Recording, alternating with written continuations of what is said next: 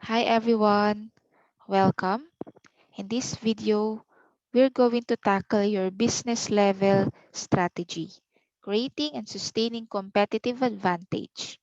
This is a continuation of our previous topic, and later on we'll have your corporate level strategy. Okay, let us start by defining what a business level strategy is. Your business level strategy is an integrated and coordinated set of commitments and actions that your firm uses to gain a competitive advantage by exploiting core competencies in specific product market. I wanted you to highlight the word specific product market. Okay? In your business level strategy, you are eyeing or you are targeting a specific market. Okay? You have a niche which is specific, okay? And you have three generic strategies for your business level strategy, okay? Now it indicates the choices the firm has made about how it intends to compete in individual product markets. Moreover, the purpose of your business level strategy is to create differences between the firm's position and those of its competitors. To position itself differently from competitors, the firm must decide whether it intends to perform activities differently or to perform different activities. Okay? Your strategy will define the path which will provide the direction of action to be taken by the leaders of the organization. Now, regarding your business level strategy, the relationship between your customer and your business level strategy in terms of who, what, and how, as well as why it is important. Okay, the relationship of your customer and your business level strategy is important. Why? Because number one, if you go back, your customers are the foundation of your successful business level strategy and should never be taken for granted. Effectively managing customer relationship will help the firm answer questions related to the issue of who, what, and how. Okay? Now you basically have three generic strategies here, which is shown on our slide right now. Your three generic strategy, which is used on your business level strategy, again, your business level strategy is a strategy designed for a firm or a division of the firm that competes within a single business. Okay? You are competing in a single business. That is why it's called your business level strategy. Now, your generic strategy, an analysis of business strategy into basic types based on the breadth of target market. Okay? Industry-wide versus narrow market segment, and type of competitive advantage. It's either low cost versus uniqueness. Your competitive advantage, you are using either a unique product or a low cost position. Okay? Your generic strategies are plotted in two dimensions. You have competitive advantage and your strategic target. Okay? There are two dimensions, your competitive advantage and strategic target. Now, the overall cost leadership and differentiation strategies strive to attain advantages industry-wide, while focusers have a narrow target market in mind. Okay? Let's now talk about your three generic strategies by starting with your overall cost leadership. Your overall cost leadership is a firm's generic strategy based on the appeal to the industry-wide market using competitive advantage based on low cost. Okay? That is based on low cost. Having a low cost position is valuable when dealing with your rival because the cost leader's advantageous position because your rivals hesitate to compete on the basis of price, especially before evaluating the potential outcomes of such competition. The powerful customer can force a cost leader to reduce its price, but not below the level at which the cost leader's next most efficient industry competitor can earn average return. The cost leader will generally operate with margins greater than those of competitors and often tries to increase its margin by driving lower cost. Okay?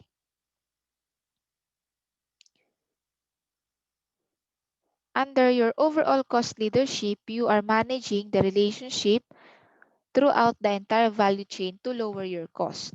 Okay?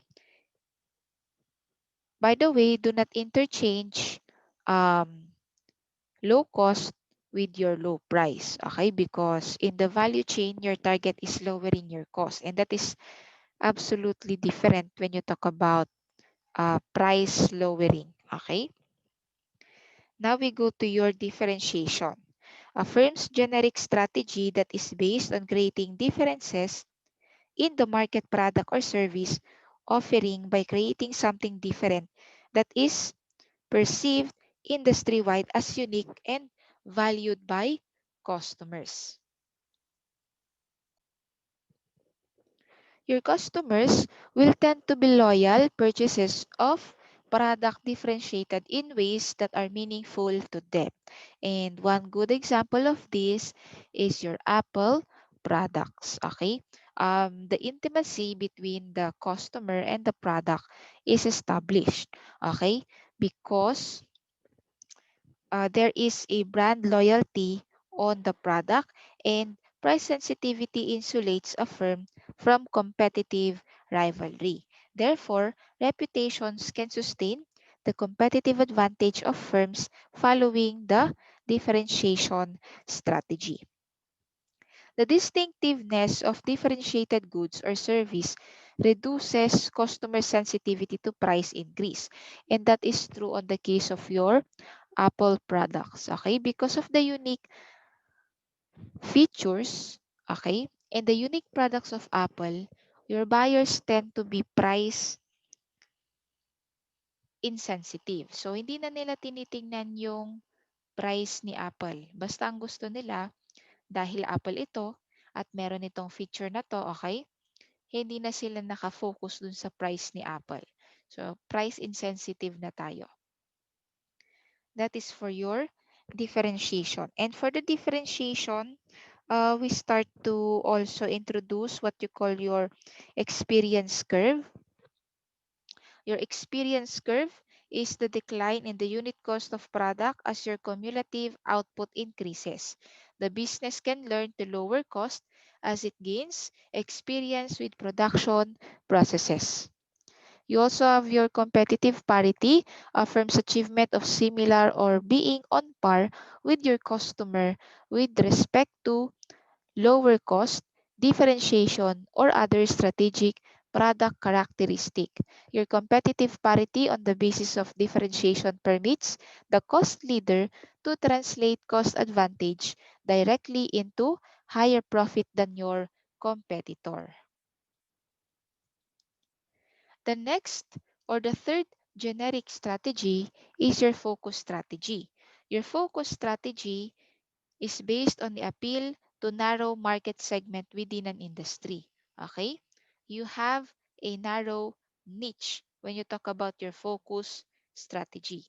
And under your focus strategy, you have two. Okay? Again, under your focus strategy, you have two.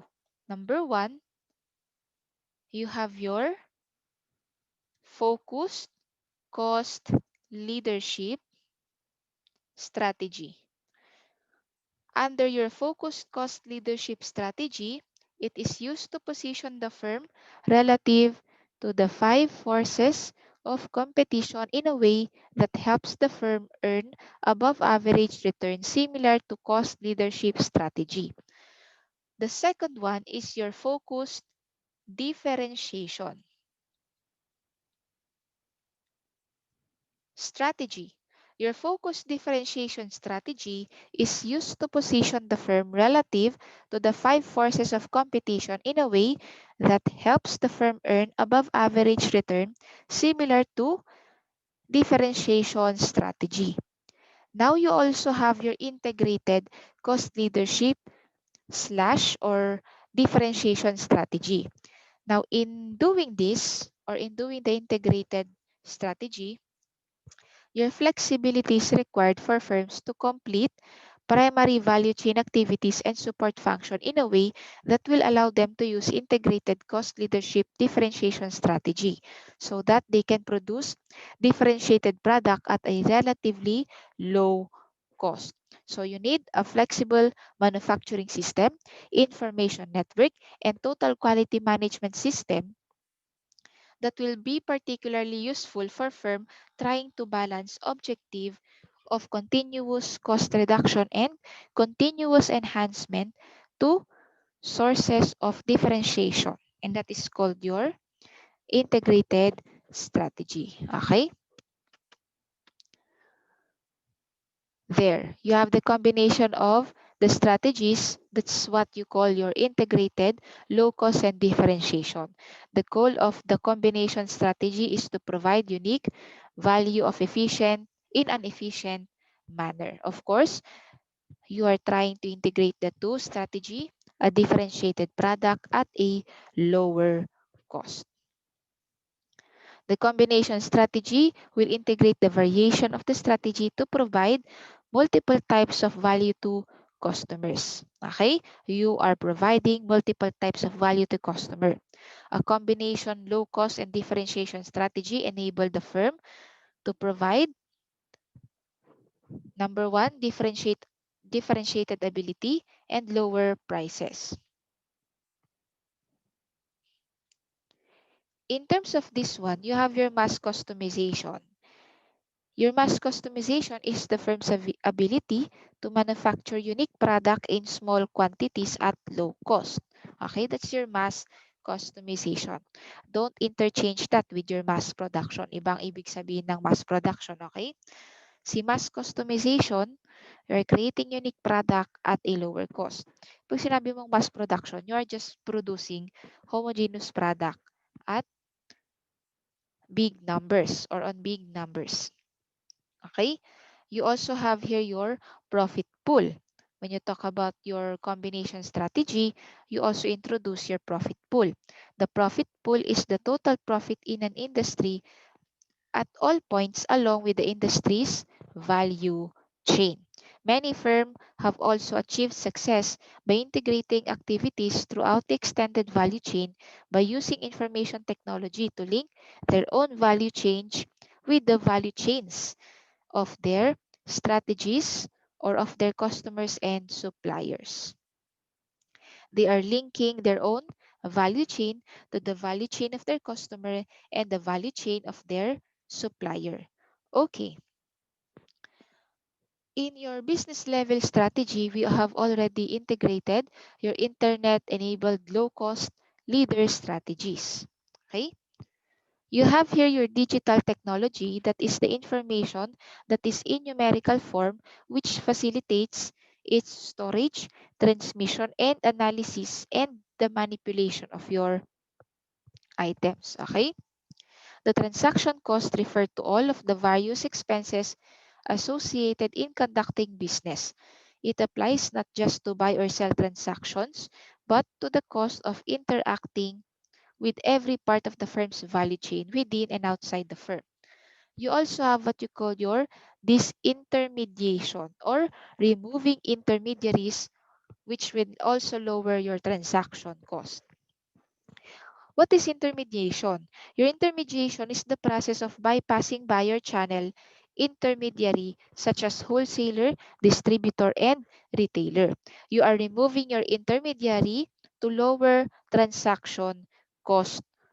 Okay? The internet reduces the cost to search for a product or service. One good example of this is your Lazada and your Shopee. Diba? Order ka kay Lazada, i-deliver sa'yo ni Lazada. Hindi niya kailangan ng second na channel. Let us say, ibibigay niya dito kay entity A para i-distribute sa'yo. Hindi na niya kailangan.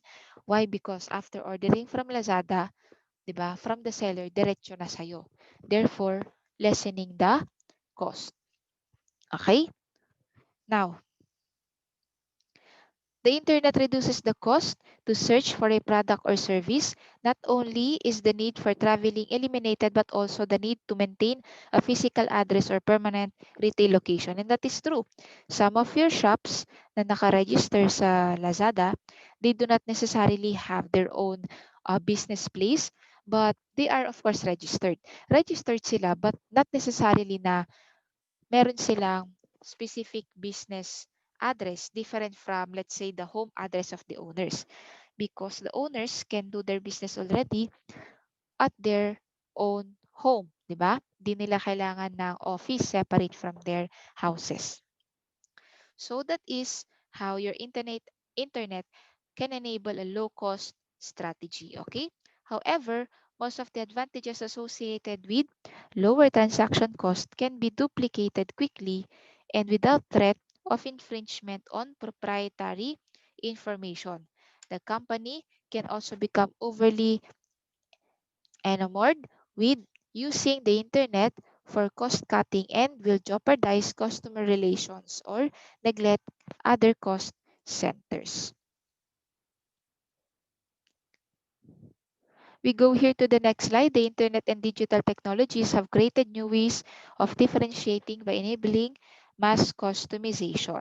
Your mass customization has already changed how companies go to market. Online customer interaction has replaced the showroom or showroom floor. Okay? Showroom floor, I should say. Tama lang. Your customer can be involved in planning and design of product and then receive these products quickly with reliable results.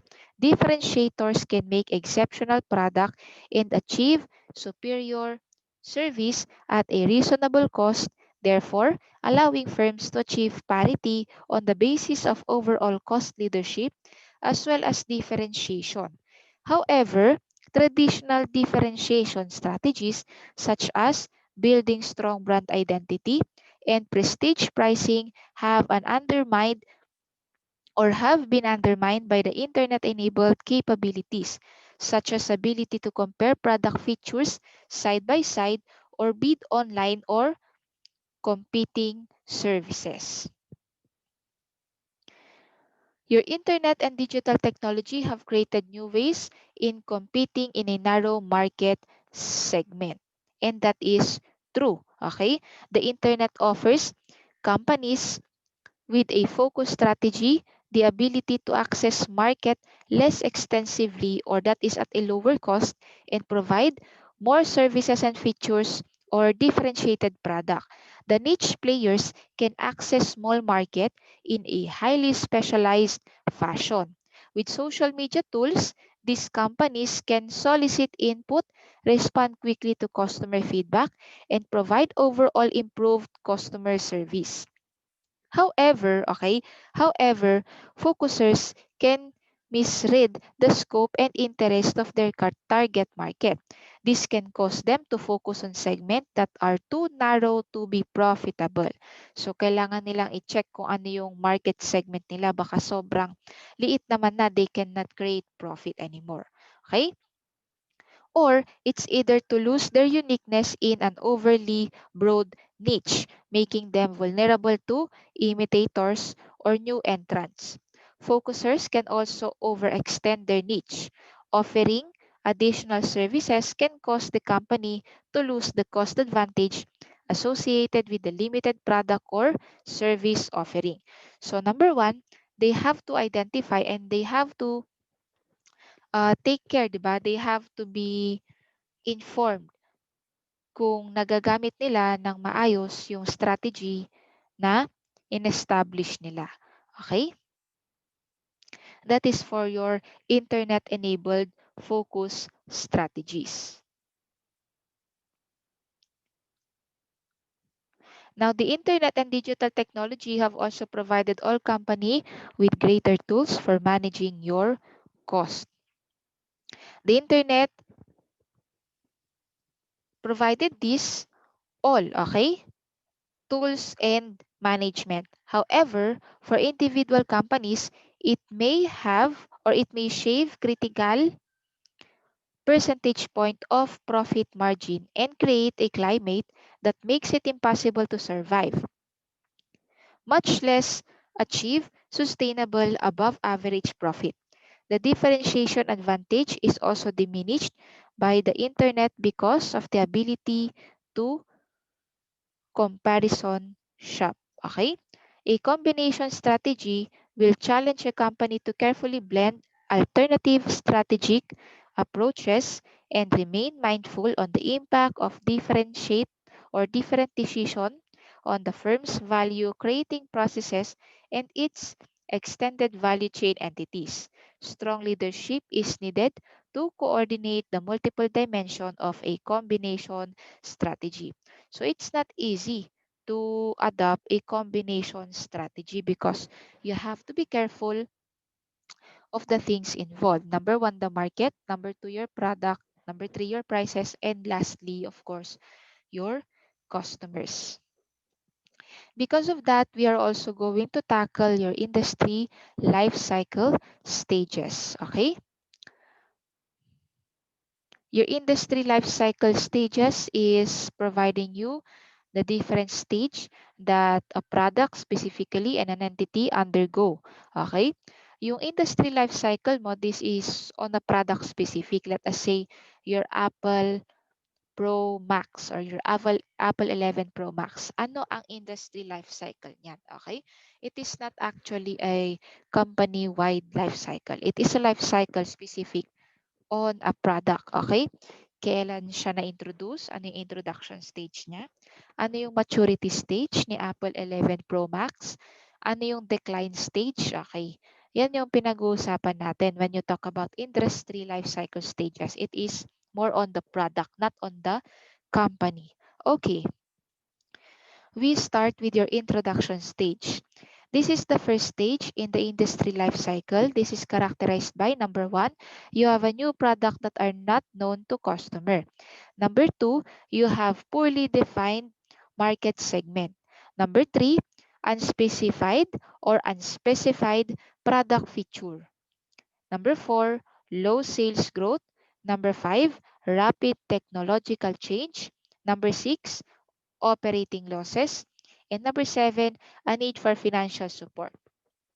So it is in this stage that uh, wala ka pang profit, di ka pa kilala or hindi pa kilala yung produkto mo, ini-introduce mo pa lang.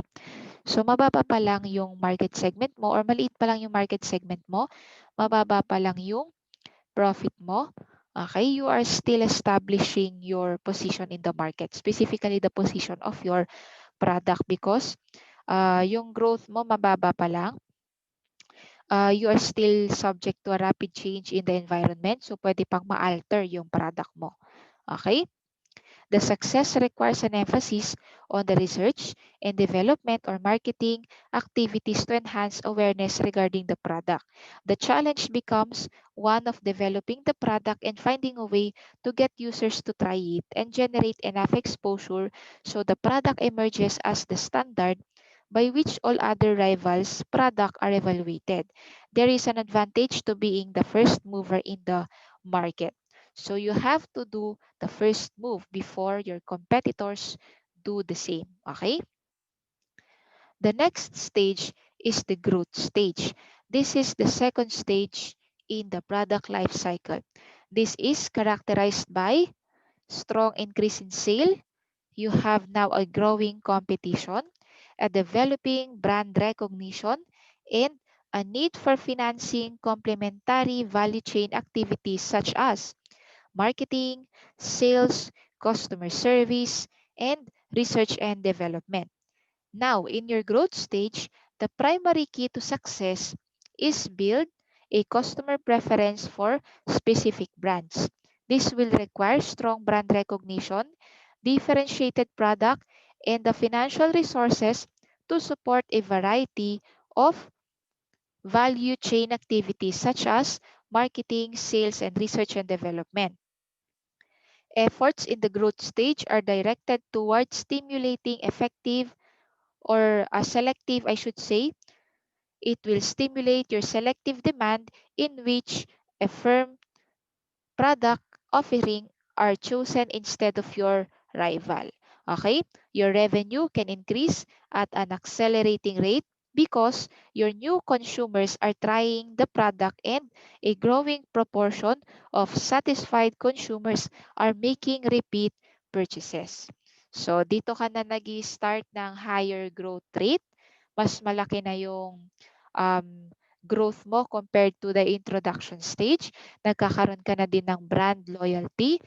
Yung brand image mo na-establish mo na sa customers natin. And si customers mo at the same time, okay, nag-establish siya ng feeling of, let us say, feeling of intimacy already with the product. Parang nung bagong introduce pa lang si Apple mo. Let's say si Oppo na lang, no? Si Oppo, another item. Although itong mga product na to, they are more on your cost leadership. Kasi syempre si, what do you call this, si Apple, they are more on uniqueness of the product, sa product features, di ba? Itong Apple, si Vivo, what else si Huawei, although si Huawei medyo napupunta na rin siya sa differentiation stage or differentiation strategy kasi at the same time, 'di ba, kung mapapansin mo tumataas yung price ng mga product ni Huawei. Ayan. So, each of these company are already trying to integrate both. They are creating a differentiated product and at the same time a low cost product. Okay? Cost leadership product. And then after the growth stage, you have your maturity stage. Your maturity stage is the third stage of the product life cycle. This is characterized by the slowing demand growth, saturated market, direct competition, price competition, and strategic emphasis on efficient operation.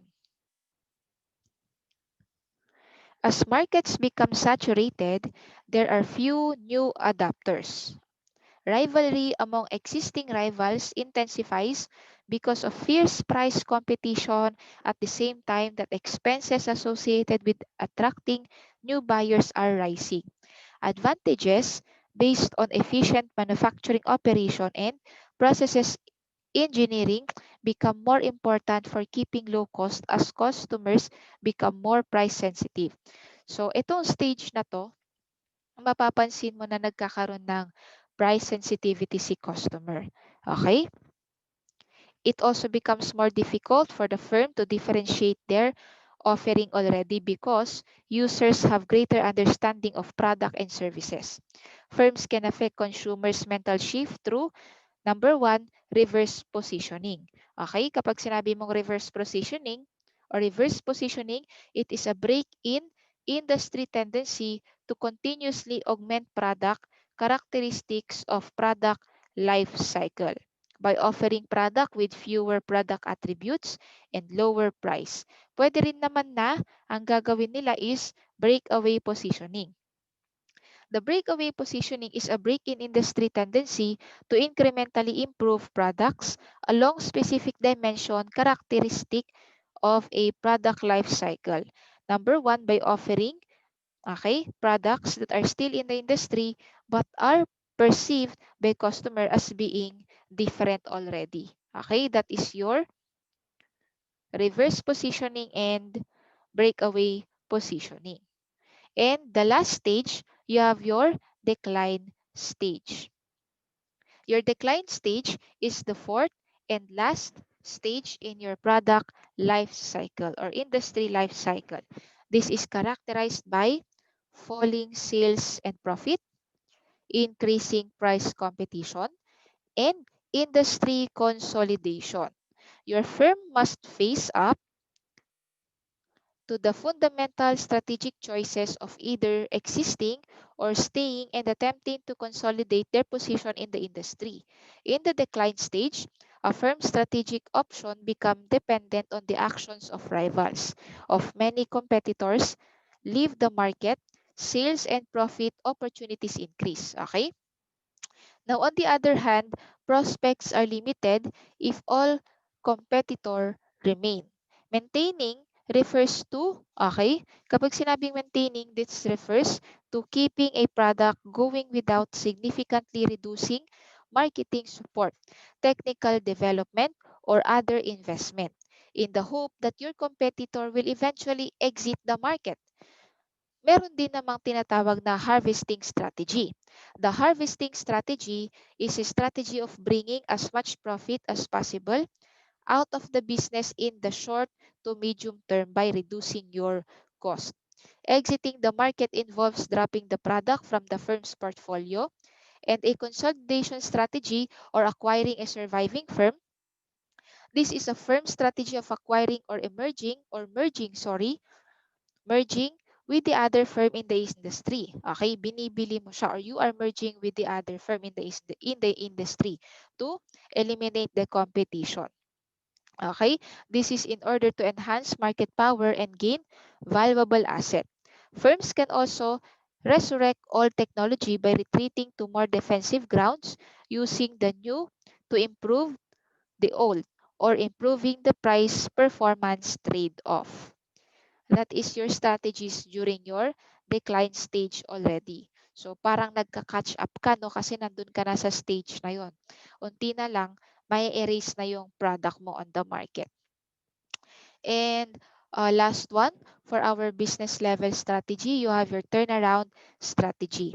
The turnaround strategy is a strategy that reverses the firm's decline in performance and return it to the growth and profitability.